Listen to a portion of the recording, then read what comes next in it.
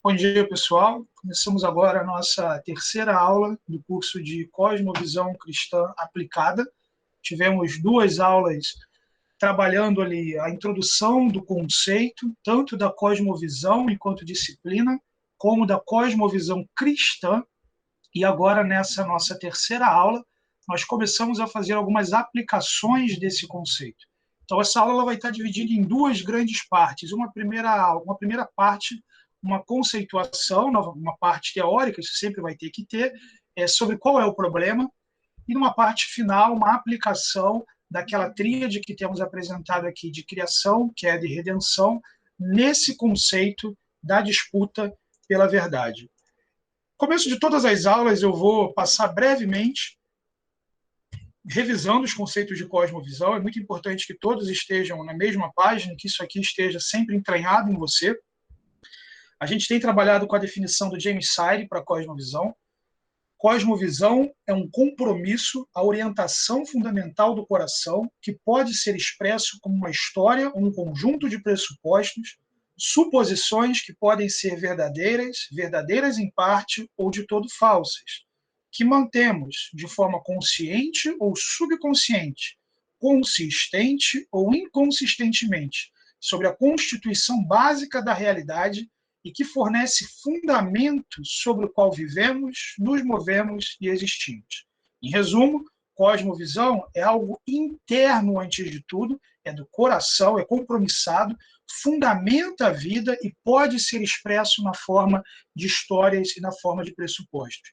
Muito importante nessa definição também, gente, esse aspecto da cosmovisão, de que ela pode ser consciente ou não.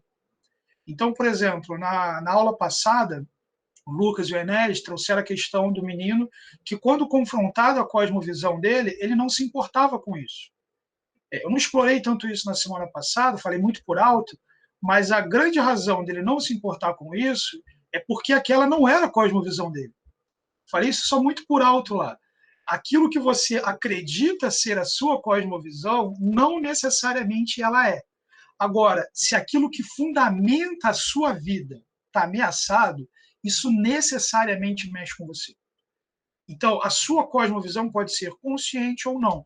Você pode ser, por exemplo, um cristão, achar que tem uma cosmovisão cristã, mas não ter. A inconsistência da cosmovisão revela que aquilo que você entende como sua cosmovisão, na verdade, não é. Como Sire gosta de dizer, cosmovisão não é aquilo que você acredita crer, mas sim aquilo que você vive. Então, a vivência é efetivamente o que vai trazer uma luz maior sobre isso. Ou talvez numa linguagem bíblica, né? É pelos frutos que você conhece a árvore. Temos pensado também naquela tríade, né? Só voltar aqui, gente. Eu não coloquei aqui, mas na tríade de criação, que é a de redenção, como então a aplicação desse conceito no contexto da fé cristã. E na nossa aula de hoje, a gente começa a olhar para isso no que diz respeito à confusão da verdade. Existem uma série de cosmovisões que se debruçam sobre o aspecto da verdade, que se dedicam especialmente a lidar com a questão da verdade. Então, veja, trabalhando dentro do conceito que nós falamos, existem compromissos interiores que fundamentam a vida em torno de definições e vivências experimentais do que é a verdade. Agora, claro, a gente não chegou no que a gente vai apresentar hoje de confusão da verdade de um dia para o outro. Há todo um processo, uma caminhada até então. Vamos olhar aqui rapidamente, e aqui eu acho que vai ser a mais breve história do sentido, poderia até mudar o título desse slide aqui, não só a breve, mas a mais breve, porque eu quero trabalhar a partir de 3 grandes momentos da história humana sobre como a verdade, a explicação das coisas, quem dita as regras, se desenvolveu ao longo do tempo, especialmente no Ocidente, que é o que nos interessa aqui. O Oriente passou por um processo radicalmente diferente, isso tem uma série de implicações lá também, mas especialmente olhando aqui no Ocidente. O primeiro aspecto que a gente tem é o mundo grego. mundo grego que vai desenvolver a cultura helênica e que, ainda que esse povo vá ser militarmente conquistado por Roma, é esse mundo que culturalmente vai conquistar o Império Romano, especialmente com as implicações das conquistas de Alexandre o Grande, que difundiram tanto o grego como a cultura e civilização gregas, filosofia, enfim, pelo mundo inteiro. Mas o ponto é, naquele mundo, que é também o mundo que, de certa forma, o Novo Testamento se desenvolve, você já está debaixo do Império Romano, mas com essa cultura helênica, o que explica efetivamente o mundo, o que dá sentido para muitas coisas no mundo, são os mitos. Então, você olha, por exemplo, para fenômenos naturais, e você tem toda uma mitologia por trás dos fenômenos naturais. Você olha para a criação do ser humano, do mundo, você olha para a explicação, por exemplo, para gêmeos, para a infertilidade, para o mal, enfim, para uma série de dilemas da vida, você tem uma cultura comum em que ela é mitologizada. Os mitos explicam o mundo. E os fenômenos naturais, de certa forma, inclusive são deificados. Você tem uma divindade por trás daquela determinada coisa. Você tem, por exemplo, um Júpiter ou Zeus por trás de um raio, de um trovão. Você tem um Poseidon por trás da fúria dos mares, e uma explicação para tudo isso baseada no domínio daquelas divindades em relação a isso. Paralelamente, você tem toda a construção filosófica dentro do mundo grego. Construção essa que vai dar tanto origem como desenvolvimento a boa parte da filosofia que nós estudamos até hoje. E ainda que você tenha diferentes e diversas escolas filosóficas no mundo grego, você tem em comum de que você pode objetivamente conhecer as coisas. Você tem um sentido para as coisas, você pode encontrar algum sentido. Você tem, obviamente, dissonâncias em relação a isso. Né? Na nossa primeira aula, eu citei, por exemplo, não sei se foi na primeira ou segunda, que eu citei a frase de Diógenes o Cão, em que ele diz, nessa vida, ou você encontra um sentido para viver, ou uma corda para se enforcar, expressando a necessidade de sentido que o ser humano tem em si. Mas o ponto é, você pode conhecer.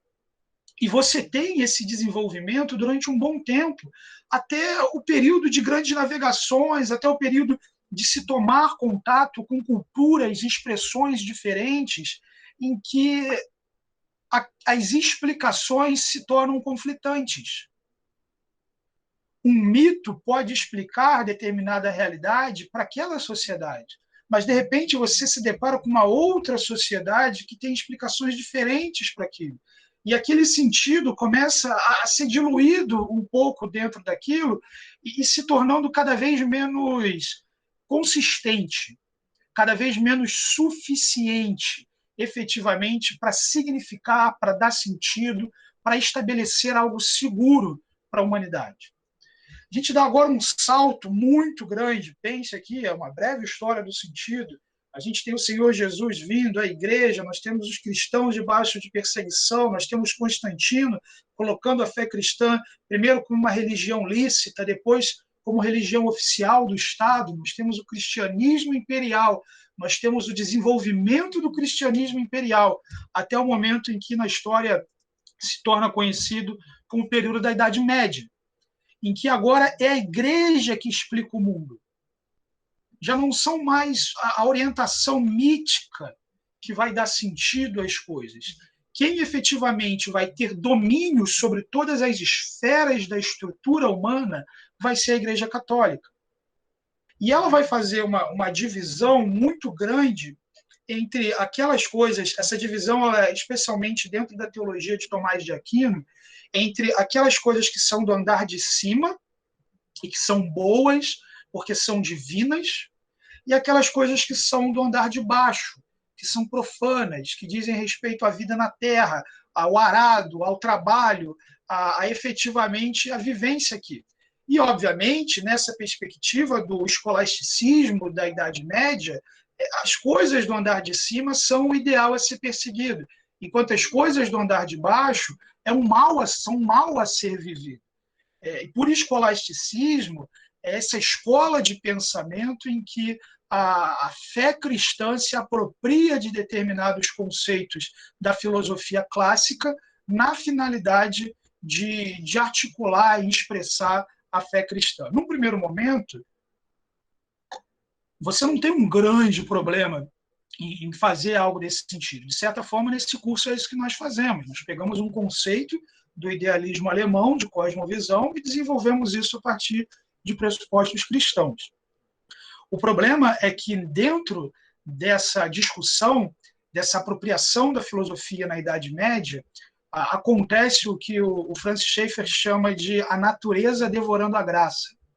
Então, você não tem um equilíbrio ajustado e uma articulação correta entre essas coisas. Na verdade, o que você tem é uma apropriação indevida de algo que vai se expressar de forma incorreta. A gente sabe que esse domínio da Igreja Católica não foi um preto no branco ou coisa assim. Você teve coisas muito positivas. Mesmo no papado e na mediação de guerras e nações, você teve coisas muito positivas.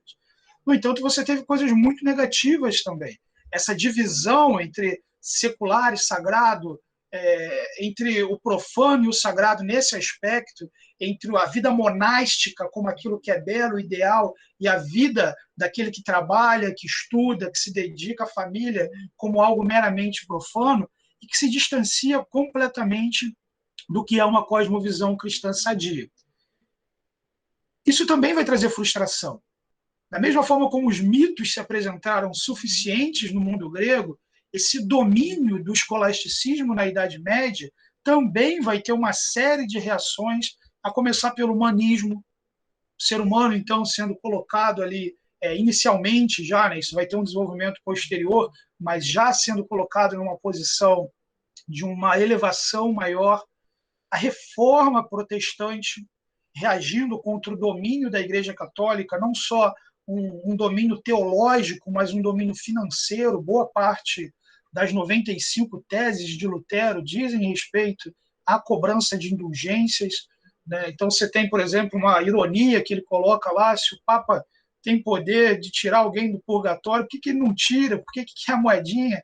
Então, enfim, você vai ter o próprio Renascimento, que vai olhar também para o ser humano numa posição mais elevada e vai olhar para esses ideais míticos do passado, quase como uma nostalgia. E, posteriormente, você vai ter aquilo que vai dar a base para o próximo passo. Você vai ter o iluminismo, a era da razão, conforme dito, o ideal humano, a plena realização fora das amarras da religião. Agora a gente vai fazer ciência, tecnologia, agora a gente vai trabalhar sem ter que prestar contas, a gente vai fazer arte sem ter que prestar contas à religiosidade. Então, o iluminismo, especialmente, vai tirar o sentido agora da igreja e colocar o sentido dentro agora da responsabilidade do ser humano. E é isso que se chama por modernidade. Agora não são mais os mitos que explicam o mundo, não é a Igreja Católica que explica o mundo, são os seres humanos que ditam as regras. Então você tem, por exemplo, a imagem bastante icônica de Leonardo da Vinci do homem vitruviano. A gente olha para esse desenho aqui e parece algo, a gente conhece, passa batido. Mas isso aqui deu muito trabalho. Você teve anos e anos e anos e anos e anos de pessoas que se dedicaram a fazer o desenho de um ser humano com todas essas proporções perfeitas e métricas perfeitas dentro dessa figura geométrica. Então você teve uma série de esforços em relação a isso, frustrados, e que somente Da Vinci colocou o ser humano nessa proporção. E o que ele quer dizer com isso é o ser humano como ideal de perfeição. Esse antropocentrismo do ser humano perfeito, com métricas perfeitas, que encaixa perfeitamente, que dá sentido efetivamente para a realidade. A gente não pode negar todo o desenvolvimento que a gente tem na modernidade, tá? Especialmente desenvolvimento no aspecto tecnológico. E aqui a gente tem um parêntese importante para abrir, que eu vou falar brevemente, porque não é o conceito da nossa aula, mas desenvolvimento da criação não necessariamente é cumprimento do mandato cultural. A gente normalmente fala, e está certo, que desenvolver a criação é uma expressão do mandato cultural. mas essa frase em si ela é incompleta. Porque o mandato cultural ele é uma obediência a Deus. Ele é uma perspectiva do Deus que nos criou com essa característica. Se você olha, por exemplo, nas primeiras páginas de Gênesis, você vai perceber que as maiores e mais interessantes tecnologias daquele mundo são desenvolvidas pela infame linhagem de Caim. A metalurgia, os instrumentos de bronze, uma série de desenvolvimentos feitos por uma geração que não está nem um pouco interessada no Senhor e na sua palavra. Então, o fato de alguém contribuir para a criação não significa, de forma alguma, que ao fazer isso, ela expressa, em essência, o que Deus nos criou para fazer. O mandato cultural ela nos atinge enquanto humanidade criada a parte do pecado. A graça comum de Deus nos permite, mesmo em rebelião a Deus, o mais infame dos homens, como a geração corrupta de Caim, produzir coisas boas. E quando produz coisas boas, esse indivíduo expressa o mandato cultural, mas ele não o cumpre. Uma vez que o cumprimento do mandato cultural é o ser humano relacionado com Deus, desenvolvendo a criação, olha o adendo, para a glória de Deus. Esse aspecto final é que o ser humano caído não vai ser capaz de fazer, desenvolvendo a criação para a glória de Deus. Mas então você tem sim um grande desenvolvimento da criação na modernidade. No entanto, boa parte desse desenvolvimento e desse sentido que agora os seres humanos dão para a realidade, turma subindo o mundo, alcançando prosperidades, e de repente estoura a Primeira Guerra Mundial. E pela primeira vez, no período recente, você tem nações do mundo inteiro se degladiando. Quando a coisa parece está começando a se resolver, as crises geradas pela Primeira Guerra Mundial parecem começar a se resolver, surge a Segunda Guerra Mundial. O nazismo estoura na Alemanha, os horrores do nazismo se tornam conhecidos. Não somente isso, mas nós temos 2 bombas atômicas estourando no mundo. Nós temos muita gente morrendo. E agora essa humanidade olha para isso e diz: que sentido o homem é capaz de dar? O que a gente colocou, o que a gente construiu, nos levou a isso. E começa a chegar e se desenvolver uma geração. Vai ser difícil datar, não tem consenso a respeito dessa datação. Alguns vão colocar a partir da queda do Muro de Berlim, outras em outras ocasiões, mas começa a surgir uma geração que olha para toda essa breve história do sentido e diz: os mitos não são capazes de significar, a igreja não é capaz de significar, a humanidade não é capaz de significar, de dar sentido para esse mundo. Quem é capaz de dar sentido para esse mundo? Isso será o período que a pós-modernidade, então, se dedicará a trabalhar. E esses indivíduos, esses jovens, olhando para os seus pais, olhando para todas as implicações do pós-guerra, para a vida a partir disso, do vazio de sentido, eles não têm mitos para olharem, eles não têm a igreja para olhar, eles não confiam em si mesmos e na humanidade como fonte de sentido de verdade. Qual será, então, a partir dessa cosmovisão, disputando pela verdade, o sentido para cada uma das coisas? Uma grande tela em branco. Nada e, ao mesmo tempo, todo mundo vai significar, vai dar sentido a essa realidade. Nada e, ao mesmo tempo, todo mundo. São esses... Espera aí, gente, saiu aqui o slide, né?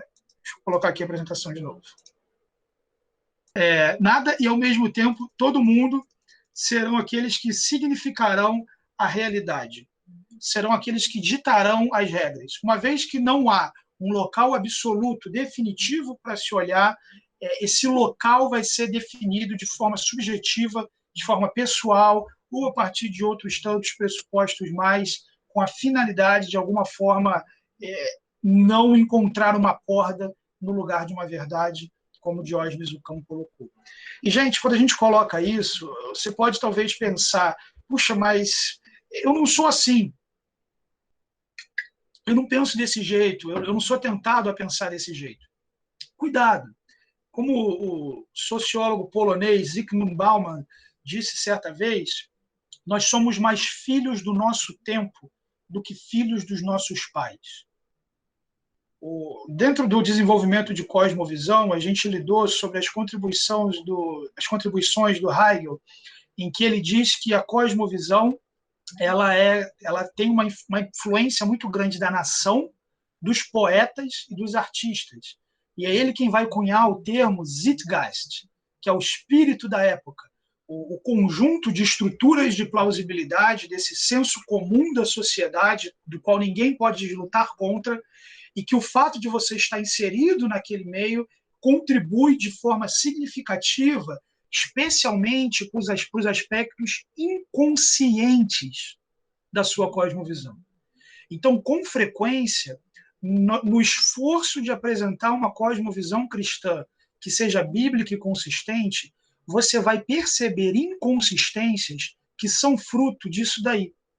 Fruto de nascer numa época que tem valores, como todas as outras épocas, que são completamente à parte da palavra de Deus. E como pais, essa frase também desafia. Por mais que você eduque, por mais que você discipule, por mais que você ensine, você tem 24 horas por dia, 7 dias por semana, em operação, esses valores da época, por meio da nação, dos poetas e dos artistas, como o Hegel falou. Brinquei com vocês, na verdade, brinquei, não falei, né? Que na primeira aula, que os nossos poetas de hoje em dia é o algoritmo das redes sociais. Os poetas de hoje em dia são as séries do Netflix. Os poetas de hoje em dia são uma educação regulada. Então, não tenha dúvida, a influência da sociedade rivaliza quase de igual para igual com a influência que, como pais, nós somos capazes de gerar. O que isso quer dizer também? Que se você for um pouquinho negligente, o espírito dessa época, que não é Satanás é o espírito de qualquer época, espírito da época aqui como conceito filosófico, o espírito dessa época não será nem um segundo negligente na intenção de formar nos seus filhos uma cosmovisão antiteísta. Então não tenha dúvida, isso está em você. Em menor e em menor grau, com maior consciência ou inconsciência, esse desejo de talvez as coisas não sejam bem assim, eu posso entender de um jeito diferente, de uma forma ou de outra, vai nos tentar. Deixa eu ilustrar isso com uma citação de um dramaturgo pós-moderno, né, chamado Samuel Beckett. No seu livro Como É, ele diz o seguinte. Quero ver quem vai dizer para mim o sentido, tá? Tudo isso, o tempo que leva para dizer tudo isso, minha voz, uma voz minha não, como aquela, mais fraca, menos clara, mas o teor de Volta a Pim, onde Abandonado, parte 2, ela ainda pode terminar, ela deve terminar. É melhor, só falta um terço, 2/5, então parte 3, deixando só a parte 3. Quem se arrisca a dizer o sentido disso? Eu achei que era uma frase da Dilma, cara. Bom, talvez ela fosse capaz. Mas quando eu pergunto para você quem se arrisca ao dizer o sentido disso, a resposta pós-moderna é qualquer um de nós. Qualquer um de nós. Beckett não está nem um pouco incomodado se você trabalhar com isso aqui numa direção diferente da intenção dele ao escrever isso. Se é que a intenção dele ao escrever isso não é justamente provocar a pluralidade e diversidade de sentidos. Porque ele é um pós-moderno e ele escreve a partir de um pressuposto pós-moderno. Não tem sentido, e não tem sentido de propósito. Na verdade, não é simplesmente que não tem sentido, é um sentido aberto, como essa capa ali que mostra um quadradinho aberto. É um sentido aberto, para ser significado de forma que a sua vida faça sentido. E o que está por trás, mais de forma basilar, fundamental, como compromisso do coração e de forma consciente na fundamentação dessa mentalidade pós-moderna dentro da história da filosofia? Aquilo que vai ser conhecido como niilismo. Palavra que basicamente significa vazio. Vou avançar esse slide e voltar ao outro. Friedrich Nietzsche é o grande pai do conceito e ele vai dizer o seguinte quando fala de niilismo. O que significa niilismo? Que os valores supremos se desvalorizaram. Falta o fim, falta a resposta ao porquê.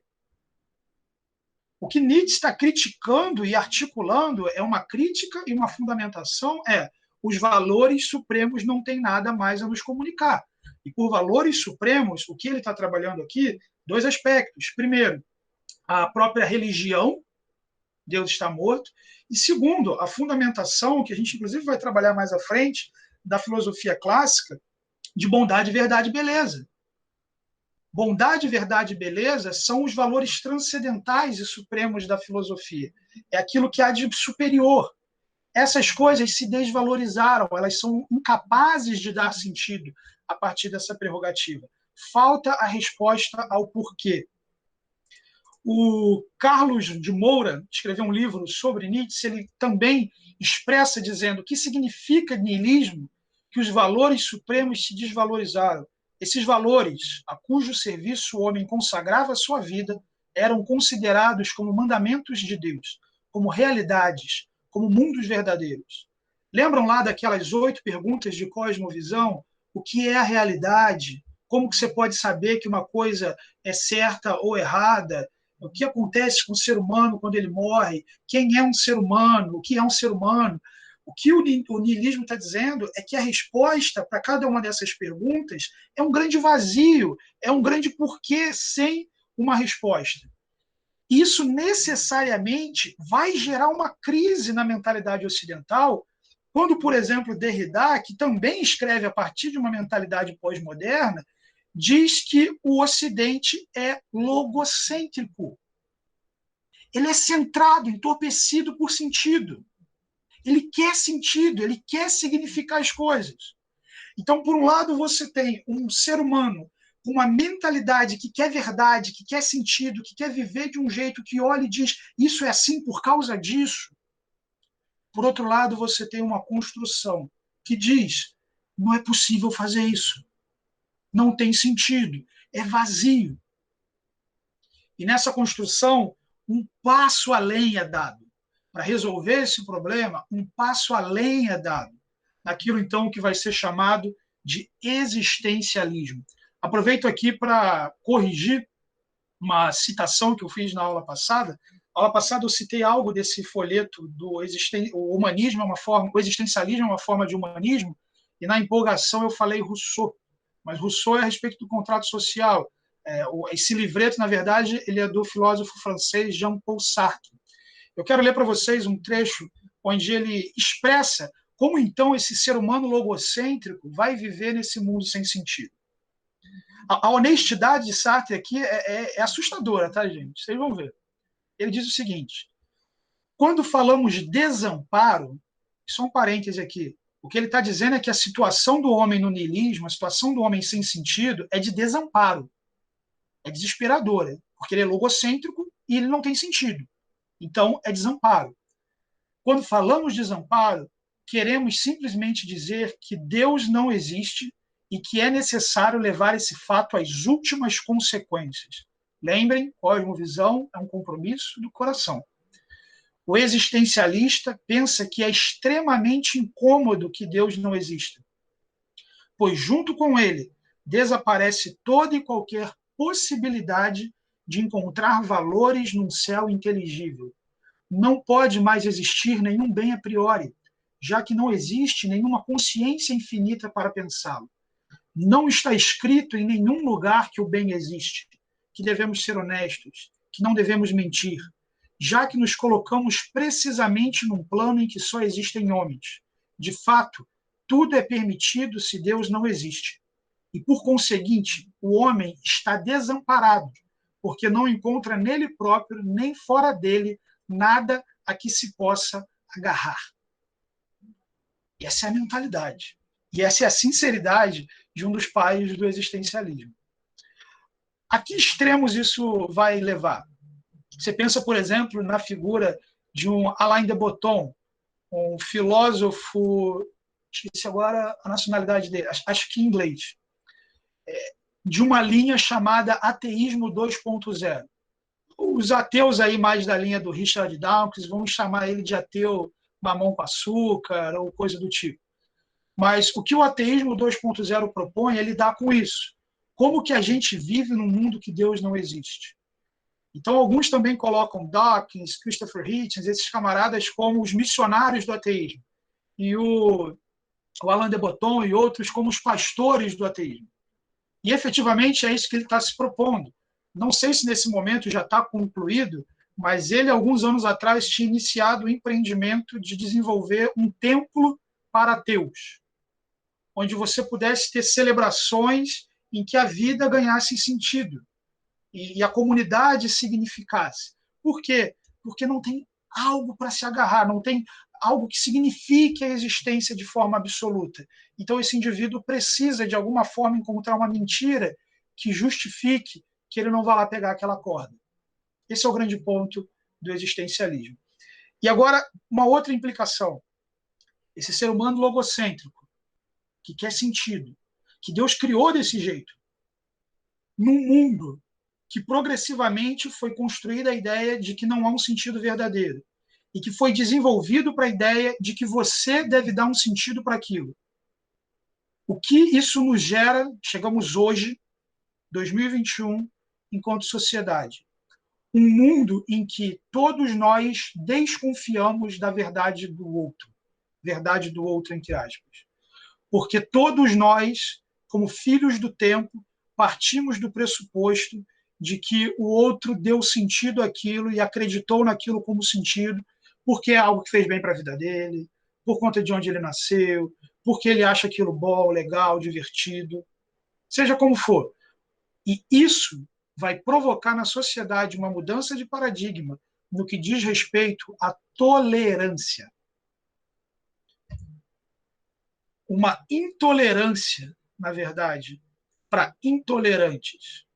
Uma vez que ninguém pode dizer qual é a verdade, uma vez que ninguém pode dizer qual é o sentido, dizer para uma pessoa que ela está errada é uma das maiores violações das estruturas de plausibilidade do mundo pós-moderno. A pós-modernidade não tem um problema com a verdade, ela ama a verdade.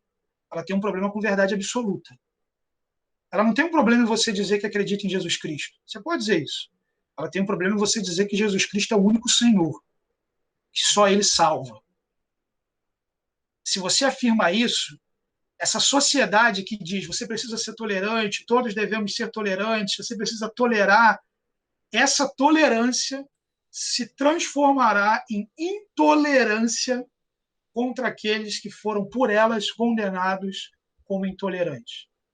O J. Carson tem um livro muito legal, eu vou citar ele aqui, eu recomendo muito que vocês leiam, porque é muito atual esse debate, e por trás disso aqui tem questões da bioética também, da sociedade, que são muito importantes, que é esse aqui, A Intolerância da Tolerância, do J. Carson.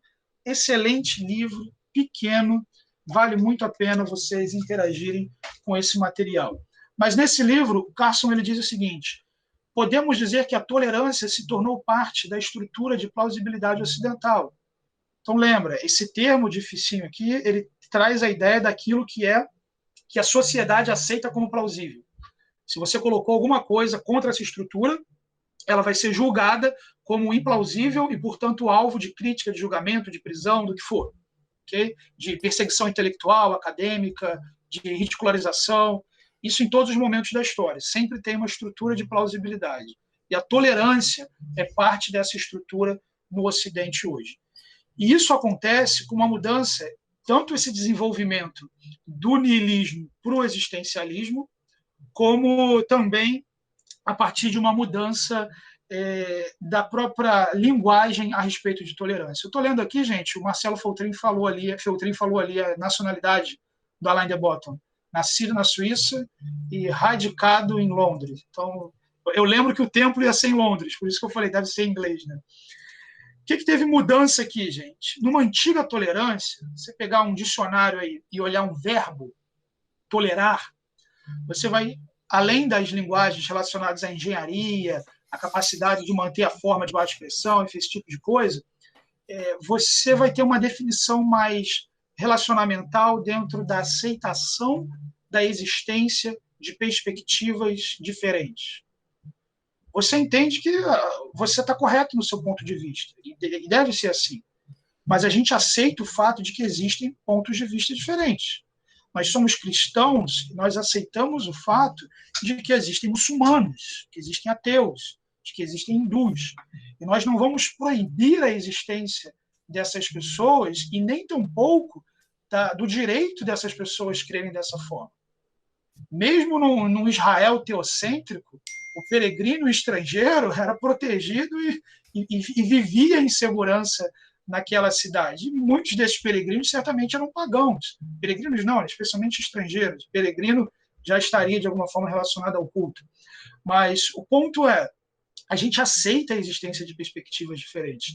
Alguns vão dizer as perspectivas diferentes são necessárias justamente para que a fé cristã se mostre superior, para que, de fato, a graça de Deus reluza em meio às trevas.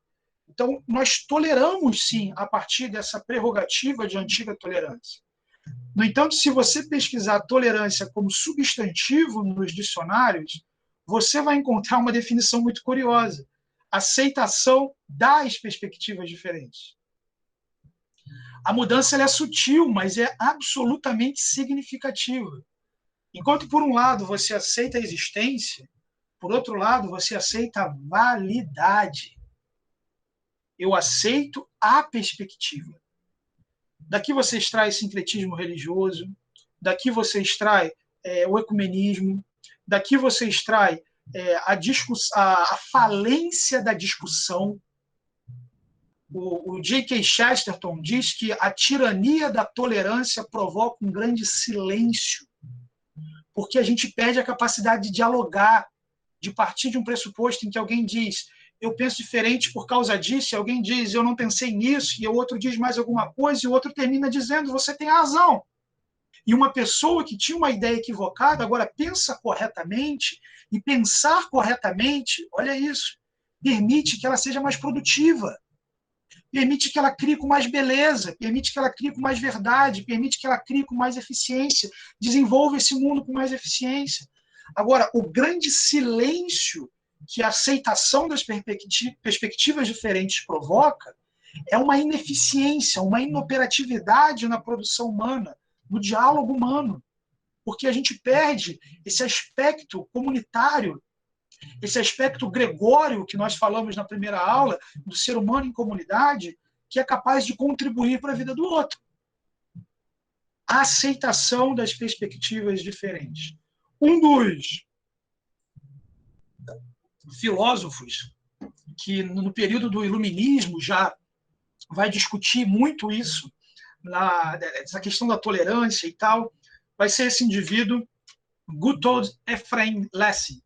Ele é um poeta, dramaturgo, filósofo e crítico de arte alemão e é um dos maiores expoentes e representantes do iluminismo. Ele vai escrever um conto. Esse conto influenciou muito a mentalidade iluminista, entrou na mentalidade pós-moderna e ainda hoje é utilizado para falar sobre isso. Nesse conto dele, que na verdade é uma peça de teatro chamada Natan, o Sábio, ele coloca 3 indivíduos. A história, a peça de teatro, enfim, é muita coisa, né? Então eu vou fazer o resumo do resumo aqui, mas se você jogar na internet, você encontra boa parte do texto, caso você tenha curiosidade. É bem interessante. Ele situa essa narrativa no período da Terceira Cruzada. E ali ele coloca 3 grandes personagens. Natan, o Sábio, que é um judeu. Saladino, que é ali o grande comandante das tropas muçulmanas. E um cavaleiro templário. Nesse livro, ele vai construir todo um pano de fundo em que esses 3 personagens vão estar presentes. Tem toda uma história de que o templário ele é preso, mas Saladino poupa a vida dele. Porque Saladino poupa a vida dele, o templário, a caminho de casa, salva a vida do filho do judeu. E, enfim, tudo isso gera um cenário em que, para emprestar dinheiro para o sultão, os 3 estão lá presentes. E quando você tem Saladino, Natão o Sábio e o Cavaleiro Templário, representantes aqui do judaísmo, do islamismo e do cristianismo numa mesma sala, o sultão não, né? O Saladino, então ele, na verdade, acho que ele era sultão, sim, depois eu checo. Ele pergunta, então, para esse judeu, Natão o Sábio, qual das religiões é a verdadeira? E ele responde, olha, eu sou judeu. Aí ele diz, não, eu perguntei qual é a verdadeira para vocês. As pessoas dizem que você é sábio, então qual é a verdadeira? E ele pede um tempo, ele pensa, como que eu vou responder isso? Como que eu vou falar e tal? E ele chega a uma conclusão, eu vou contar uma história para ele. E ele então conta a história, que é o grande fio narrativo aqui desse teatro, dessa obra Natão Sábio. Ele diz o seguinte, havia um pai há muito tempo, muito tempo atrás, que foi agraciado por Deus. E ele recebeu um anel de opala verde, muito lindo, muito brilhante, e aquele anel ele tinha o poder de tornar o seu portador agradável a Deus e beneficiário das suas bênçãos. Quando esse indivíduo ficou velho, ele deu, próximo à sua morte, ele deu esse anel para o seu filho favorito. E disse para ele, desrespeitando todas as regras de primogenitura, que ele deveria sempre dar esse anel para o filho favorito dele e ensinar isso para as próximas gerações. E assim foi em sucessivas gerações, esses filhos preferidos recebendo esse anel que foi dado por Deus e que tornava esse ser humano agradável a Deus e beneficiário das suas bênçãos. Até que chegou um pai e beneficiário desse anel, e já na sua velhice ele tinha 3 filhos. E ele amava igualmente os 3 filhos, de forma que ele prometeu para cada um dos filhos que daria o anel para eles. E ele não conseguia ter paz em morrer entregando o anel para um filho e não para o outro. O que ele faz, então, depois de muito matutar e ter toda a sua crise? Ele chama o melhor ourives que existia naquele mundo e manda para que aquele ourives construa 2 réplicas do anel que fossem exatamente iguais àquela. E é dito que a obra que ele constrói é tão perfeita e tão idêntica que ninguém seria capaz de discernir o anel falso do verdadeiro. Próximo à sua morte, ele chama os 3 filhos, entrega a cada um deles o anel e morre. Não demora para que os 3 filhos se vejam, cada um com o anel herdado do pai, e comecem a brigar e discutir, o meu é verdadeiro, não, o meu é verdadeiro. E eles vão para um juiz. E quando o juiz olha para toda aquela discussão, a conclusão que, após toda a discussão que tem lá, é a seguinte, o pai de vocês deu esse anel para vocês porque ele ama vocês, e ele não queria frustrá-los. Se vocês têm esse anel, isso é uma expressão da bondade do pai de vocês. Agora, eu ouvi falar que aquele que tem o anel é beneficiado por Deus. O anel verdadeiro tem alguma capacidade especial. Agora, se vocês não são capazes de identificar isso, é provável que o pai de vocês tenha dado um anel falso para vocês 3. E como nós não podemos provar que qualquer um dos anéis é verdadeiro, ou talvez que os 3 sejam falsos, o melhor que vocês fazem é se alegrar no amor do pai de vocês por vocês e viver como se o seu anel fosse o verdadeiro. Essa é a história que o Lessing conta para ilustrar a confusão da verdade, a disputa em torno da verdade. O que ele está querendo dizer basicamente é isso. Cada um de nós recebeu aí um anel e você deve viver não se preocupando se isso é verdade ou não. Você deve assumir aquilo como verdade e parar de brigar, de discutir em relação a isso. Como temos trabalhado a partir dessa definição de nova tolerância, aceitar não a existência, mas aceitar a pressuposição diferente, aceitar a pressuposição oposta. J.K. Chesterton, ele diz o seguinte, a tolerância é a virtude do homem sem convicções. Tolerância aqui dentro desse aspecto, não a tolerância como a gente definiu que é positivo e que a gente tem que ter, mas tolerância dentro dessa perspectiva de aceitar o que o outro fala sem qualquer questionamento ou coisa do tipo. Por que é a virtude do homem sem convicções? Lembra do que a gente falou? O niilista vai dizer, não tem sentido. O existencialista vai dizer, você crê no que você quer. Então, se você crê no que você quer, você não precisa ter convicção naquilo. Por isso é muito fácil você tolerar. Você tolera nesse sentido de aceita qualquer coisa que qualquer um diz, porque não tem convicção nenhuma em relação àquilo. Se tivesse convicção, a coisa seria um pouco mais complexa. Então, por isso ele diz, a tolerância é a virtude do homem sem convicções. Andrei Plesso, trabalhando em cima da obra de J.K. Chesterton, ele diz o seguinte, a consequência prática dessa articulação, a consequência prática dessa concepção de tolerância é que eu não tenho a necessidade de entender para aceitar. Você tem um ponto de vista diferente do meu. Puxa, então tá certo. A gente se concorda, a gente se aceita e pronto. Eu não tenho necessidade de entender. Eu não preciso crescer, eu não preciso me desafiar intelectualmente, eu não preciso doer na minha carne para conviver com você. Eu elimino completamente essa situação. Eu não tenho que entender para aceitar. A segunda consequência, eu não tenho necessidade de discutir para dar razão. Você colocou, a razão é sua. A razão é minha também. Está tudo certo. A gente não discute. E, novamente, porque eu não preciso entender, porque eu não tenho necessidade de discutir, você tem o silêncio consequente da falsa tolerância. E, gente, isso é extremamente nocivo para nós cristãos que fomos encaminhados para todo mundo para proclamar a mensagem do Evangelho, para anunciar que o Senhor Jesus veio, morreu e ressuscitou. A gente precisa de discussão. A gente precisa falar, a gente precisa ser ouvido, a gente precisa ir lá para o aerópago, como o apóstolo Paulo foi, comunicar as verdades, interagir com epicureus e estoicos, ter confronto, apresentar, fazer resplandecer a luz do evangelho. Silêncio não combina com proclamação. Silêncio não combina com o anúncio do evangelho. Não é simplesmente ser bonzinho e andar por aí e achar que um anjo vai falar para a pessoa, sabe lá, aquele camarada é bonzinho porque Jesus morreu pelos seus pecados e ressuscitou. Não! É anunciar a verdade eterna. É anunciar o evangelho. Isso é contracultural. Anunciar o evangelho é contra essa estrutura de plausibilidade, tanto da ausência de sentido, visto que o evangelho dá sentido a tudo, como também a indisposição de conversar, a indisposição de falar. Imagina você vai evangelizar uma pessoa e de imediato ela diz para você, não, eu concordo com você. Isso com certeza já aconteceu com você, com um monte de vocês aqui. Não, eu concordo com você, sim, Jesus ele é o Salvador e tal. Não, eu sou pessoa, sou da Umbanda, mas não é isso daí.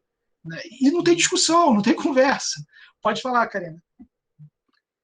Natanael, agora eu percebi como isso está mais infiltrado dentro da igreja do que a gente imagina. Para mim, a maior preocupação não é nem os de fora, mas como a gente, como cristão, tem vivido essa realidade, né? Como algo assim, uma expressão de amor, uma expressão de cristã, vamos tolerar, não vamos discutir, vamos aceitar. Isso é diabólico, né? Então, para mim, o pior é isso, é dentro da própria comunidade dos filhos de Deus. Sem dúvida. A gente tem um chamado a falar não só os de fora. O discipulado cristão pressupõe confrontação. O chamado para o discipulado cristão, olha que interessante, tome sua cruz, negue-se a si mesmo diariamente e siga. Negar a si mesmo seguindo a Jesus pressupõe ouvir dele aquilo em nossa vida que precisa ser reparado. Não é simplesmente você estar no discipulado e ouvir de alguém uma direção e dizer, não, eu entendo o que você está falando, é muito bom e tal. E na prática você entende de outro jeito e vai viver de outro jeito. Não é discipulado isso. Também o melindre que nos impede de confrontar a pessoa, e acho que a Karina tangencia isso aqui também, e que a gente confunde confrontação com orgulho, com juízo, e não vê isso como um ato de amor da parte de Deus, que chama indivíduos à verdade, à comunhão, ao arrependimento. Então, ao viver a tolerância desse jeito, é mais um daqueles aspectos em que vivemos na fé uma tolerância que não é fruto do discipulado cristão. Vivemos uma tolerância que é fruto do espírito da época. Então, essa é uma inconsistência da cosmovisão cristã. O indivíduo que faz isso, ele pode dizer que tem uma cosmovisão cristã, mas nesse aspecto, essa cosmovisão está deficiente. Ela está apresentando uma cosmovisão pós-moderna. Pode ser inconsciente, mas está lá. E por isso a gente precisa estar atento, e as duas primeiras aulas falam muito sobre isso, não só para analisar a cosmovisão dos outros, mas a sua própria cosmovisão. Conhecer a você mesmo, conhecer o que você tem entendido da realidade, de Deus, dos seres humanos e de todas as coisas. Né? Antes de eu virar, gente, um ponto agora de aplicação da cosmovisão cristã nisso tudo, alguém quer fazer alguma pergunta desses dois primeiros pontos mais conceituais ou alguma contribuição? Natanael, a gente vive aqui numa sociedade que adora lacração. Tá? Pensando nesse aspecto aí da tolerância, não seria razoável a gente ter uma sociedade com tanta necessidade de lacrar, já que é tolerante, né? O que é isso? É a pós-modernidade ou é a hipocrisia intrínseca do ser humano? O que... Aí que tá, cara. Lembra da estrutura de plausibilidade? O conceito de estrutura de plausibilidade, as estruturas da sociedade que são plausíveis. A lacração é o indivíduo sambando em cima da estrutura de plausibilidade.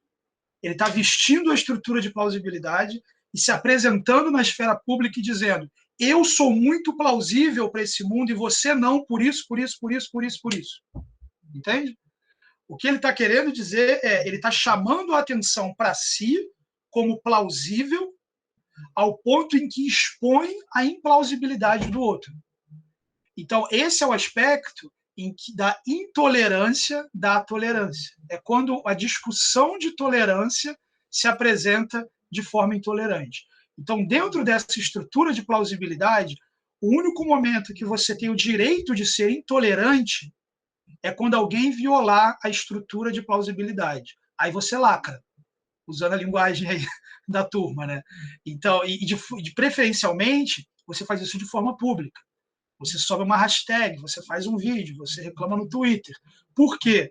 Porque se apresentar plausível, se apresentar comunicando dentro dessa estrutura de plausibilidade, isso é capital social.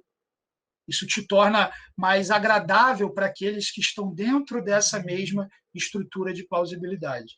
Então, a lacração é isso, é a pessoa dançando, sambando, com frequência, de forma hipócrita, dentro dessa estrutura de plausibilidade. Deu para entender a partir dessa ilustração? Joia. A gente tem mais algum comentário ou pergunta nesses dois primeiros pontos? Tem alguma coisa no chat aqui? Deixa eu ver. O Eduardo falou lá, a cultura do cancelamento. É verdade. A cultura do cancelamento é justamente a intolerância da tolerância. Muito bem lembrado, Eduardo. Então, vamos colocar assim, cultura do cancelamento é o termo popular para tolerância intolerante. Né? Então, a gente vai intolerar todos aqueles que não toleram a estrutura de plausibilidade definida como correta, significada como correta no mundo sem sentido, a partir dessas prerrogativas pós-modernas. Muito bem lembrado aí, Eduardo. Mais alguma pergunta ou colocação? Joia. Nata. Oi. Consideração rápida. Se a gente considerar que a tolerância é vista como uma das principais virtudes, né, do nosso atual contexto, talvez a gente consiga entender de forma mais clara como nós chegamos a isso e por que a tolerância goza de uma relevância tão grande, a partir de dois conceitos que eu entendo que são mais importantes lá no pensamento do Derrida, do Lyotard e do Foucault, que são, primeiro, a construção social do indivíduo, ok? Então, o indivíduo, o eu, o ser, ele não é resultado das tradições ou da fé. o eu é formado a partir de uma construção social. Então, em função das forças sociais às quais você está submetido, você vai ser o que você é. Ou seja, o ser é uma massa informe. Essa é uma contribuição importante. Por isso que a gente chega aqui dizendo por que é importante ser tolerante. Porque não existe uma forma, na visão atual, não existe uma forma correta e única de ser, do eu se expressar. O eu é produto da cultura. Então, cada um vai ser aquilo que a cultura estabeleceu. Então, não existe uma forma certa. Se não existe uma forma certa de ser, você tem de ser tolerante. Porque cada indivíduo, em função da tribo em que ele pertence, vai pensar de uma forma, né? E a segunda contribuição mais importante lá, sobretudo no Foucault e no Derrida, em função dos estudos dele sobre o diálogo, ou seja, a palavra não traz um conhecimento em si, mas ela constrói significado, é o seguinte: moralidade e discurso ético são relativos. Não existe uma única moral. Por que não existe uma única moral? Porque eles negam a existência do transcendental. Não existe uma autoridade superior, que nós sabemos que é o Senhor Deus, que estabelece o que é certo e é errado. Quem estabelece ao longo do tempo, e estabeleceu ao longo do tempo, na visão desses caras, o que é certo e é errado, foram as culturas e sociedades. Cada cultura vai definir para si, num dado momento, o que é certo. Os epicureus que você citou decidiam: se é bom para mim, é bom. Se é mal para mim, é mal. Portanto, eu sou a medida daquilo que define o que é bom e errado, entende? Então, a tolerância, ela surge a partir desses dois princípios. A negação do eu. O eu é aquilo que ele construir. É por isso que o movimento transgênero é resultado disso. Eu construo quem eu sou. O meu sexo biológico não determina. Eu construo. Eu sou produto da minha mente e não da minha genética, né? Não da biologia. E o segundo é esse ceticismo em relação à existência de uma verdade absoluta. Não existe verdade absoluta. A verdade, ela é relativa à tribo, ao tempo. E aí a gente chega na tolerância. Por quê? É o samba que você falou do crioulo doido. Não existe absoluto, não existe uma estrutura e uma metanarrativa que sustente qualquer coisa que seja. Então você tem que ser tolerante. Acho que as contribuições principais lá de Foucault e Derrida vão mais nesse sentido. Excelente. Excelente, Alex, perfeito. E só uma interação no que você falou, especialmente a partir de Foucault também, você tem uma instrumentalização disso na questão de poder, né? Então, não somente não vai ter sentido, e esse sentido vai ser significado de forma muito individual, mas esse sentido vai ser colocado de forma, vamos colocar assim, na perspectiva de Foucault, né, coletiva para a manutenção das estruturas de poder. Então, você tem aqui a figura dos poderosos, digamos assim, dominando ali sobre as sociedades. Então, isso gera ainda um ceticismo ainda maior sobre o sentido, porque nasce a dificuldade, que Nietzsche também vai falar, de que a verdade, entre aspas, é um meio de opressão debaixo por aqueles que são capazes de construí-la na sociedade, presta atenção no construí-la, em cima daqueles que são obrigados a vivê-la, né? Então, isso gera ainda um ceticismo muito maior, porque qual seria esse ceticismo? O que esse indivíduo está falando, ele está falando para me dominar. Ele não está falando porque é verdade. Ele está falando porque ele tem poder para me dominar e é interessante para ele que eu acredite nisso, né? Então, isso tem um impacto, sem dúvida, e obrigado aí pela contribuição, Alex. Nessa parte final, gente, da nossa aula, eu quero aplicar aquela tríade que a gente tem de criação, queda e redenção a esse sentido de verdade. Comentei lá atrás que a gente trabalha com esses três pressupostos, mas de forma só para ficar dentro da teologia filosófica histórica, mas é comum hoje em dia se pensar não em um tripé, mas em quatro, né? Criação, queda, redenção e consumação, né? Mas uma cosmovisão cristã, então, da verdade e do sentido. Em primeiro lugar, na criação, a gente precisa olhar que Deus criou o mundo com leis objetivas. Deixa eu fazer um exercício aqui, gente.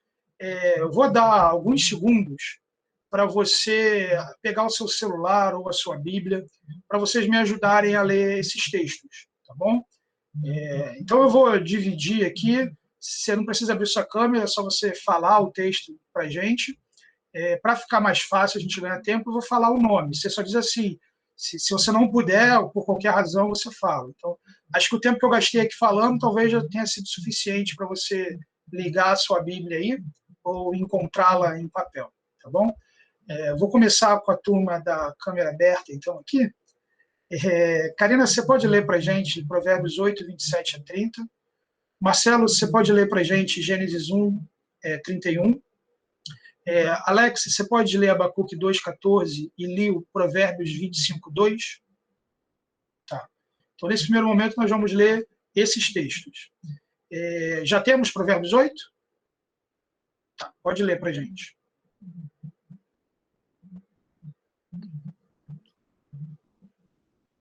Eu estava lá quando ele preparou os céus, quando traçou o horizonte sobre a face do abismo, quando firmou as nuvens acima, quando fortificou as fontes do abismo, quando pôs ao mar o seu termo, para que as águas não desobedecessem a sua ordem, quando compôs os fundamentos da terra.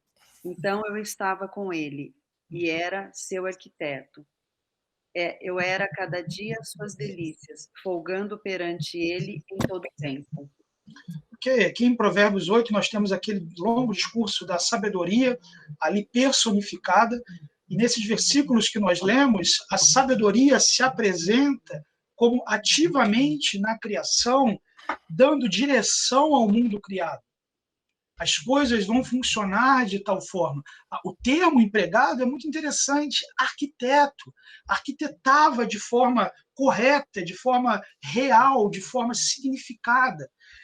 A criação nos mostra que Deus criou um mundo com leis objetivas, além de leis objetivas, e uma sintonia fina que permite a vida. Um mundo sem sentido seria incapaz de existir. Um mundo sem sentido implodiria, um mundo sem sentido não expressaria a grandeza do Deus que cria com sabedoria todas as coisas. A criação nos mostra um mundo regido por Deus que estabeleceu leis que governam esse mundo e do qual nós temos a oportunidade de conhecer e descobrir.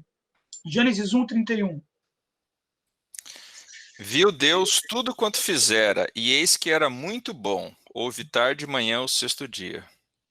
Ok, lembra daquelas virtudes transcendentais da filosofia clássica, verdade, bondade, beleza?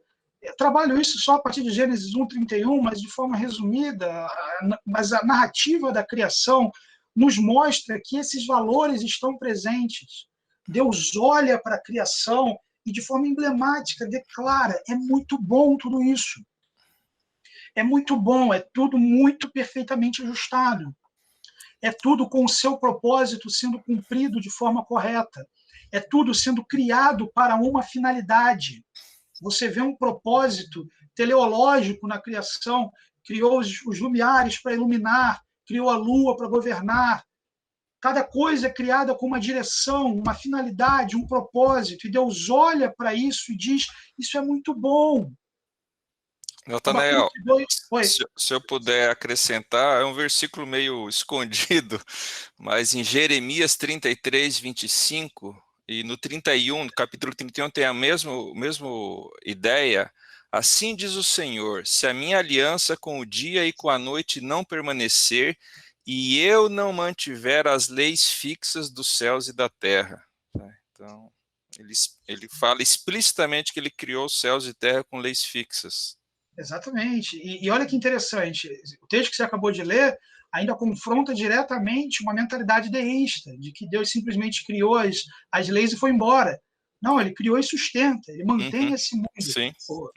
C.S. Lewis chega a dizer que o ar que o ímpio usa para blasfemar contra Deus é dado pelo próprio Deus. Sem a intervenção de Deus, o ímpio é incapaz de proferir palavras contra ele, porque ele é quem sustenta a realidade existindo. Ele é o sustentador de todas as coisas. Abacuque 2,14.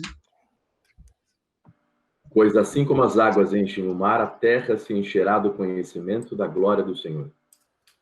Ok, essa é uma profecia que está presente em todos os blocos de informação do Antigo Testamento. Na lei, nos Salmos, nos profetas, você tem a linguagem de que a terra será cheia da glória ou do conhecimento da glória do Senhor. Nós temos um Deus que se revela. E, ao se revelar, a implicação de um Deus que se revela é seres humanos que, seja por intervenção divina ou pela interação com o segundo livro de Deus, o universo criado, esse Deus pode ser compreendido. Um Deus que se revela pressupõe um Deus a ser conhecido. Se o sentido, a verdade, não existissem, o conhecimento de Deus em si seria impossível. Mas Deus se revela, Deus se faz conhecido. A intenção de Deus, desde o começo da criação, é que o conhecimento da glória do Senhor, da suprema manifestação do seu caráter, sejam vistos em toda a terra, experimentados em toda a terra. No entanto, ele também é o Deus abscôndidos, como dizia Lutero, o Deus escondido. Olha o que Provérbios 25:2 diz. A glória de Deus é ocultar certas coisas. Tentar descobri-las é a glória dos reis. Olha que interessante, eu gosto muito desse provérbio. A glória de Deus é ocultar certas coisas. Coisas ocultas glorificam a Deus. Para pensar, gente, nesse universo imenso existem fenômenos naturais acontecendo que simplesmente existem para a contemplação de Deus. Existem lugares do universo que talvez nós nunca seremos capazes de ver ou conhecer, com belezas imensas, que existem só para a glória de Deus. Existem informações a respeito do caráter de Deus, de quem Deus é, que compreendem o mistério de um Deus infinito. Olha que loucura, isso nos permite dizer que Deus nos ama de formas tão diferentes, intensas e poderosas, e a partir de coisas que nós sequer conhecemos. Porque é um Deus infinito. Não é um Deus que tudo quanto se pode saber dele, nós sabemos. Não. Nós sabemos, sim, dos atributos invisíveis de Deus através da criação. E sabemos, sim, a suprema manifestação de Deus em Jesus Cristo na sua encarnação. Mas nós não podemos defini-lo, como colocá-lo nas linhas de uma página ou algo do tipo. Ele é infinito. Mas olha que interessante a segunda parte desse provérbio. A glória dos reis, aqueles que teriam condições e finalidade de escrutinar, é descobrir, é estudar. Deus espera que ele seja estudado, que as obras da sua criação sejam estudadas, que o ser humano descubra leis, que esses fundamentos que Deus estabeleceu sejam descobertos, que as potencialidades da criação sejam descobertas, que a energia seja muito bem aplicada, que as forças, o intelecto sejam colocados de forma poderosa. A criação nos mostra que Deus deu sentido para as coisas, ocultou o sentido de certas coisas, algumas das quais ele não nos deixará conhecer, ao tempo que espera que sejam descobertas tantas outras demais coisas. A criação também nos mostra que os seres humanos são criados de racionalidade e são seres morais. Deixa eu olhar aqui, Júlia, você pode ler para a gente Gênesis 1, 26? Leio. Tá. E Cíntia, você pode ler para a gente Gênesis 2, 16 e 17? Posso. Tá. Então, Gênesis 1, 26. Então disse Deus, façamos o homem à nossa imagem, conforme a nossa semelhança. Domine ele sobre os peixes do mar, sobre as aves do céu, sobre os grandes animais de toda a terra, e sobre todos os pequenos animais que se movem rente ao chão. Ok. Racionalidade é um dos aspectos da criação do ser humano, a imagem e semelhança de Deus, com o desdobramento do domínio desse ser humano sobre toda a criação. Mas o fato é, ao ser constituído como imagem e semelhança de Deus, esse ser humano é, em alguma medida, parecido com Deus. Ele recebe de Deus alguns dos seus atributos, aquilo que na teologia convencionou chamar atributos comunicáveis de Deus. como a capacidade de criar, o amor, o discernimento, a razão, a inteligência, a vontade e tantas outras expressões que decorrem do fato de sermos imagem e semelhança de Deus. Como imagem e semelhança de Deus, nós somos criados com a capacidade de discernir o mundo. Deus cria a realidade. Um Deus que conhece todas as coisas cria a realidade.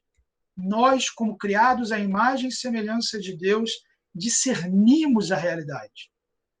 Nós não criamos nada.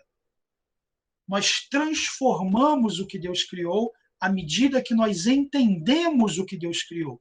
E quanto mais nós entendemos o que Deus criou, maior é o nosso potencial de transformação. Isso é desenvolvimento tecnológico.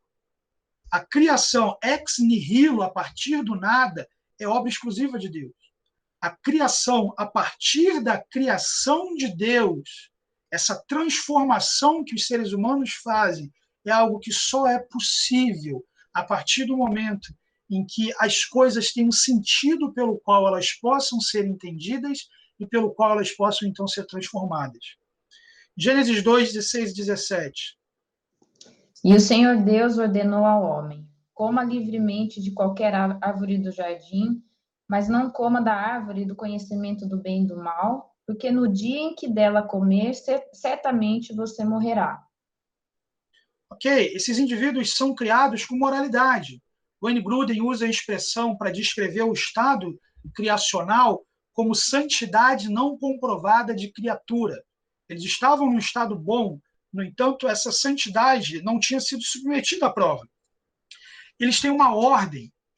Todos os outros elementos da criação recebem uma ordem, mas essa ordem ela somente é teleológica, ela somente diz respeito à finalidade, a propósito, na ordem criacional. Os seres humanos recebem um mandamento moral, um mandamento que diz respeito ao relacionamento com Deus. Não façam isso, porque se vocês fizerem isso, vocês vão experimentar a morte, a separação e todas as consequências que vão vir a partir daí. Se há uma moralidade pelo qual Deus estabelece o ser humano, há um padrão absoluto que decorre daquele que diz a moralidade, ou seja, o próprio Deus. Lembre que a tentação no Éden é o ser como Deus, sendo conhecedor do bem e do mal, ou seja, alcançando uma moralidade à parte do Criador, um discernimento do bem e do mal. Mas o ser humano é criado, sim, com moral, com sentido, com um relacionamento com Deus ditado por um mandamento moral. Podemos resumir isso, então, gente? O Deus absoluto e eterno criou um mundo com sentido e verdade, de modo que esses podem ser conhecidos objetivamente e experimentados pela humanidade, dotada por Deus de capacidade para interpretar a realidade criada.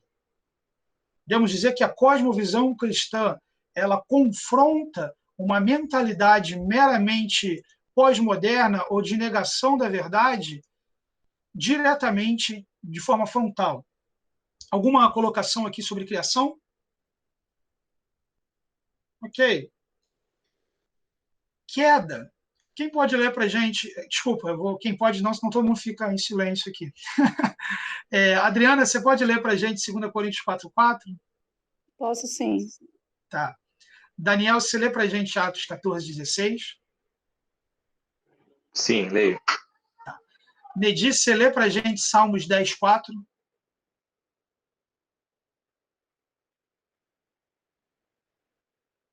Então, Ana Maria, você lê para a gente Salmos 10:4?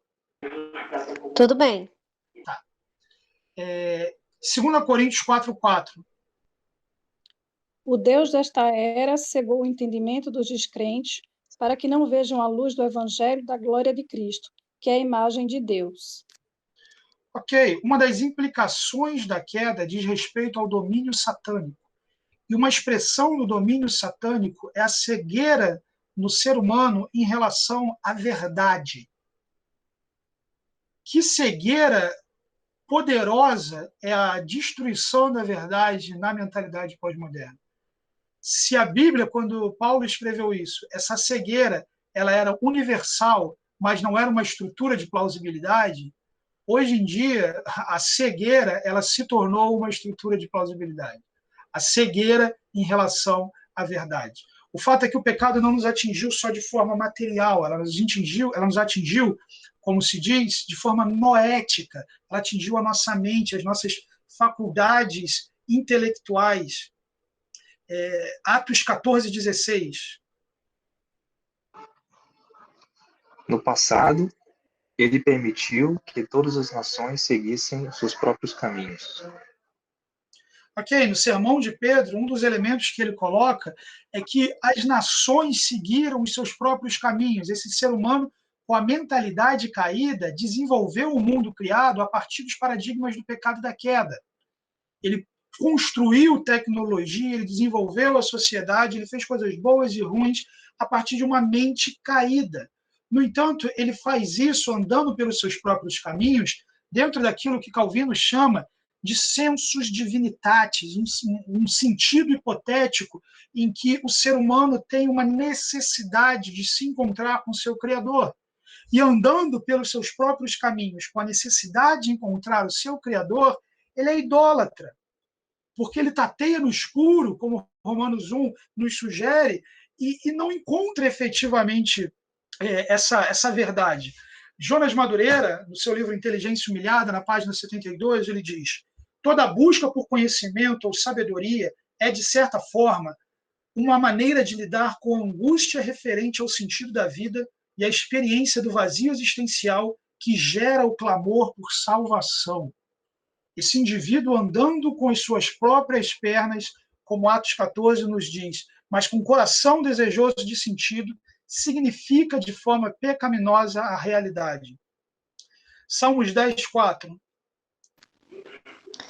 O perverso na sua soberba não investiga, que não há Deus são todas as suas cogitações. Olha que interessante. Salmos 10:4 apresenta uma cosmovisão.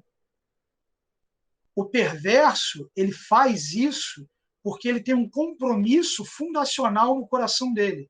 Não há Deus.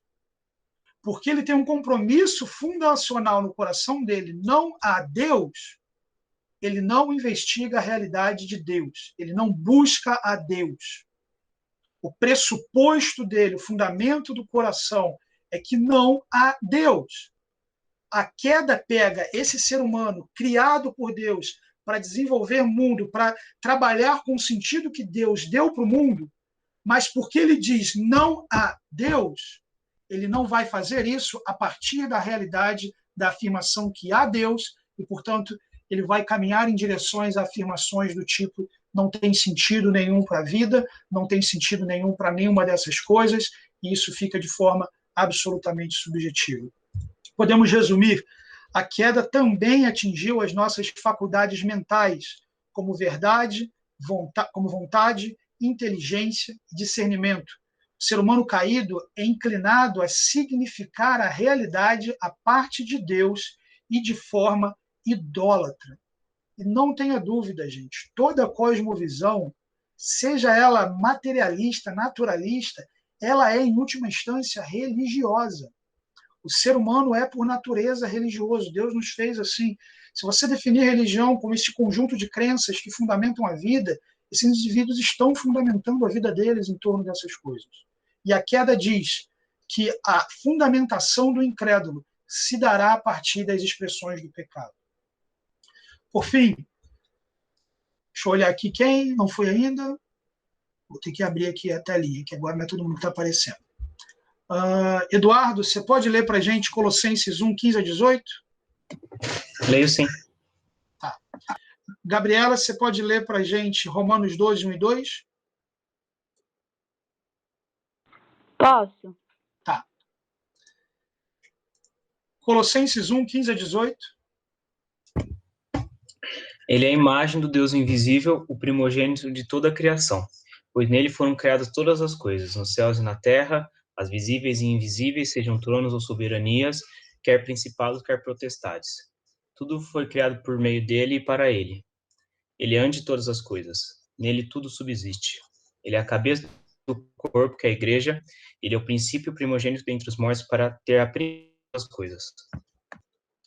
Ok, a redenção nos mostra que o Senhor Jesus, que está ativamente relacionado à criação, ele criou, ele sustenta e ele revela a realidade. Nele nós conhecemos quem Deus é, e conhecendo quem Deus é, nós conhecemos o sustentador de todas as coisas.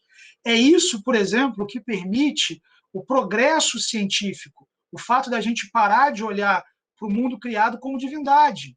Eu agora posso estudar o raio, porque o raio não é um Deus que jogou aquilo dali e ponto final.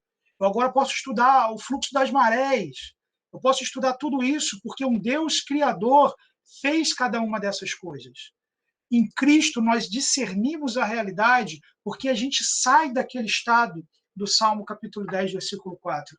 Agora, o pressuposto é, Deus existe. E se Deus existe, a realidade pode ser, então, discernida. Nessa segunda sentença, os redimidos eles podem experimentar a estrutura do mundo com a direção correta. Estrutura e direção são duas máximas da teologia. Por estrutura, diz respeito à forma como Deus criou o mundo, não simplesmente os aspectos materiais do mundo, mas os funcionamentos do mundo. Como Deus criou o mundo para ser comunitário, o que está encapsulado em termos de estrutura no Éden, no que diz respeito à sociedade, à cultura, à política, enfim, essa estrutura que Deus criou, mas que com a queda, a direção vai ser pecaminosa. O redimido, ele pode viver a estrutura do mundo com uma direção redimida. Direcionar a estrutura do mundo, encontrando verdade e sentido em cada uma dessas coisas. Romanos 12, 1 e 2. Portanto, irmãos, rogo-lhes pelas misericórdias de Deus que se ofereçam em sacrifício vivo, santo e agradável a Deus. Este é o culto racional de vocês. Não se amoldem ao padrão deste mundo, mas transformem-se pela renovação da sua mente, para que sejam capazes de experimentar e comprovar a boa, agradável e perfeita vontade de Deus.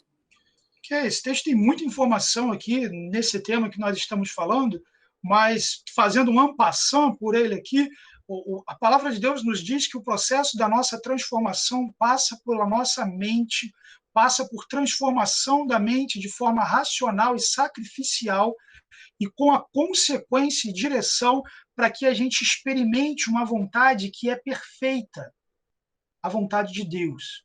Sentido verdadeiro, absoluto, dado pelo próprio Deus e aprendido por aqueles redimidos que têm a sua mentalidade transformada. Nós não vamos ler aqui, não vou fazer isso com vocês, mas o Salmo 119, por exemplo, nos apresenta uma série de qualidades da palavra de Deus que nos mostram que o ser humano redimido pode conhecer a Deus e orientar sua vida pela Bíblia. Ele não anda cego, tentando atirar para algum lugar para ver se acerta. Ele pode, de fato, se orientar de forma objetiva pela revelação de Deus, revelação objetiva, sentido objetivo que não erra nem conduz ao erro. Mais 3 pessoas aqui. Deixa eu abrir aqui a telinha. Marcela, você pode ler para a gente Apocalipse 1:7? Faço sim. Otávio, você pode ler para a gente... Não, esse eu não vou ler. Apocalipse 21, 1-4? Posso. Beleza. Apocalipse 1:7. Eis que ele vem com as nuvens e todo olho verá, até mesmo aqueles que os transpassaram, e todos os povos da terra se lamentarão por causa dele. Assim será. Amém. Meus irmãos, olha que texto poderoso. Pensem numa sociedade que não acredita em verdade, em sentido, que não acredita em absolutos, vendo os céus se abrirem e o absoluto escancarado diante deles. O que isso faz com toda a filosofia? Com todos esses anos de desenvolvimento filosófico antiteísta que nós falamos aqui? O que isso faz com todas as inclinações e tentativas humanas de dizer que não tem sentido para nada? O Senhor Jesus vai voltar e a redenção nos mostra que essa vontade, que esse retorno provocará lamentação em reconhecimento da verdade de forma universal. Não é um reconhecimento de forma em conversão, mas sim da assunção, da percepção coletiva de que isso é verdade. Não há espaço nenhum para dizer algo diferente disso. Ele vai voltar e, na sua volta, o silêncio que se tenta provocar hoje em torno da verdade será colocado, sim, em cima dessa pluralidade de mentira. Em Apocalipse 20, 11, os versículos seguintes e capítulos seguintes, nos é falado do juízo de Deus, o grande julgamento do trono branco. Não há espaço nesse julgamento para eu entendo isso de uma forma diferente.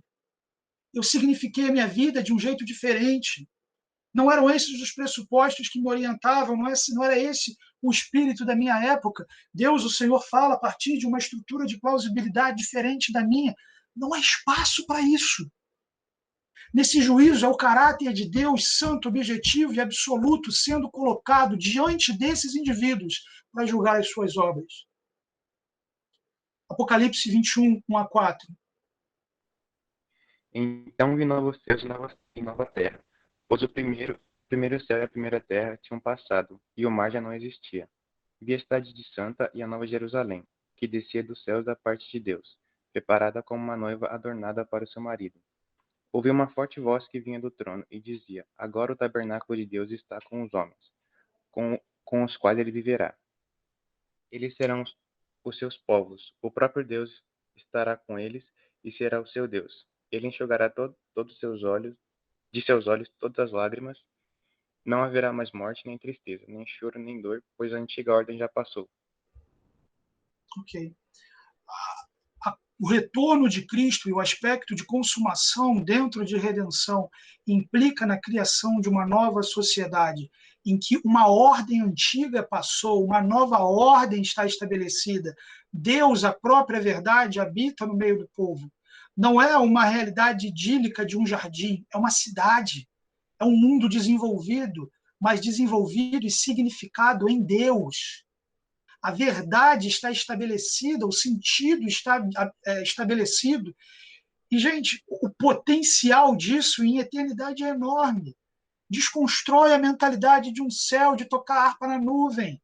É uma cidade habitada por Deus, com seres humanos, com a intelectualidade redimida, com uma eternidade pela frente, servindo a Deus, expressando o mandato de Deus de uma forma gloriosa, bendita. É algo poderoso, é algo eterno, é algo que tem sentido absoluto para a vida. Podemos dizer, em resumo, a humanidade salva pode viver a sua vida em obediência ao caráter santo de Deus revelado em sua palavra. E um dia, toda verdade, bondade e beleza serão universalmente estabelecidos. Concluindo, gente, eu não vou ler nenhum texto aqui, justo pelo nosso horário, mas esse absoluto de Deus tem implicações diretas na vida. Como é que a gente tem diálogo interreligioso a partir disso? A gente pode ter, mas qual é o pressuposto que a gente vai ter quando a gente colocar numa mesa para discutir direitos humanos, por exemplo, um imã muçulmano, um pastor e um hindu, e um ateu? Isso fundamenta a nossa discussão. A gente não pode partir desse pressuposto de tolerância, desse pressuposto de ausência de sentido nesse diálogo. Qual é a possibilidade do saber científico? E aqui não falo de ciência só, de química, física, biologia, falo da produção acadêmica. A gente pode efetivamente conhecer esse mundo, descobrir esse mundo, trazer sentido, descobrir o sentido desse mundo e dessa forma cooperar para o desenvolvimento.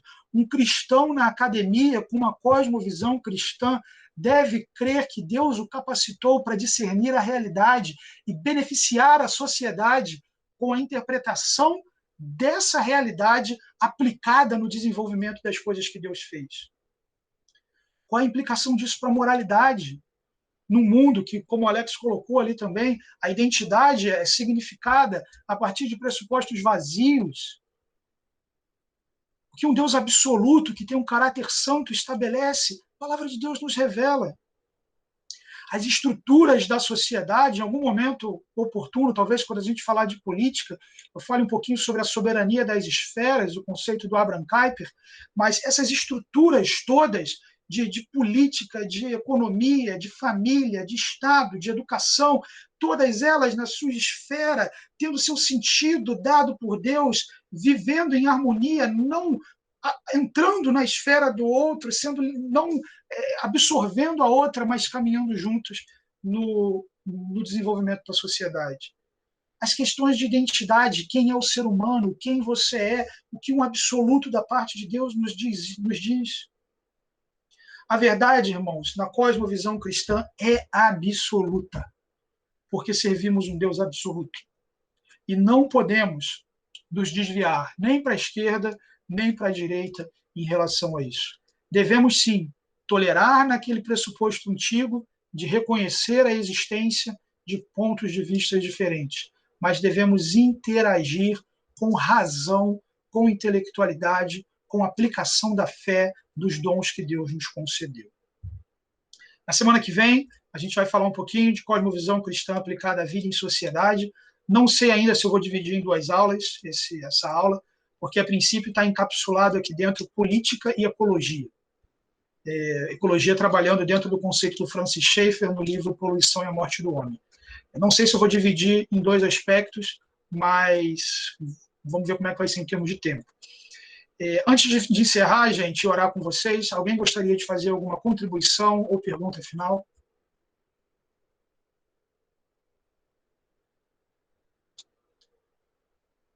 Ok. Bom, gente, alguém poderia, então, orar, encerrando o nosso tempo aqui? E, desde já, agradeço pela manhã que a gente pôde passar juntos. Para mim é uma alegria, um privilégio estar aqui com vocês. Qualquer coisa, podem entrar em contato também. Como sempre, eu vou deixar meu e-mail aqui no chat. Eu posso orar, Natanael? O Fábio. Legal, Fábio. Só um minutinho aqui, só para escrever o e-mail, a gente já ora. Pode orar, Fábio. Senhor, nós queremos te agradecer por esse tempo que o Senhor nos proporcionou, de uma maneira preciosa, Pai, de poder ouvir, de poder ser estimulado a lidar com o nosso pensamento, a lidar com tantos conceitos presentes no nosso dia a dia, Pai. Que o Senhor nos capacite, que o Senhor abra a nossa mente, o nosso coração, e que haja realmente sempre em nossa vida um desejo de aprender, um desejo de viver sob o seu temor também, Pai, sobretudo. Obrigado pelo tempo que Natanael tem investido, estudando, preparando esse material, pela maneira como o Senhor tem usado. Abençoe-nos ao longo desse domingo. Nós te oramos assim em nome de Jesus, meu Deus. Amém.